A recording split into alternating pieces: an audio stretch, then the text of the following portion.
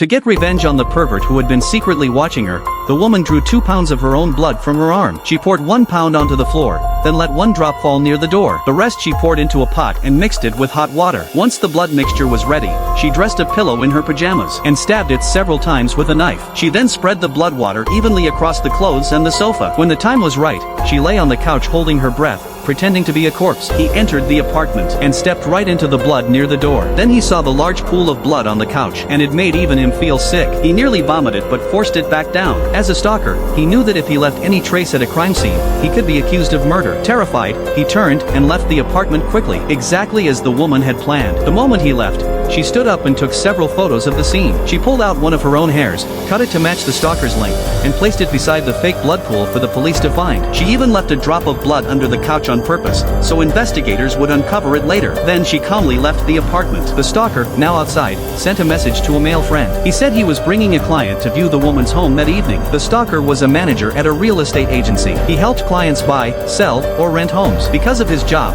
he could easily access people's homes. He often broke in to steal small, unnoticed items, treating them as his personal trophies. He even rented a warehouse to store his collection. But over time, the thrill faded. Then he noticed this woman. She looked sweet and proper online, posting about vegetarian food, but in real life, he saw her eating grilled meat. This contradiction intrigued him. By looking through her mail, he found out her full name. He searched her online and discovered she was a small-time influencer. He became obsessed. He tried to break into her home several times, but failed to guess the right password. At one point, he stuck a plastic film over the keypad, then sprinkled flour on it after she used it. But to his surprise, she had pressed at least 9 buttons. Even with his experience, he could not crack such a complex code. The next day, the woman herself handed him the keycard. She said she wanted to sublet the apartment. The man couldn't wait. He entered that same night and found what looked like a murder scene. He brought a client to view the apartment. He thought this would clear his name, and the client could act as a first witness. When they heard a scream, he rushed in pretending to be shocked, but what he saw left him frozen. The blood-soaked corpse on the sofa was gone.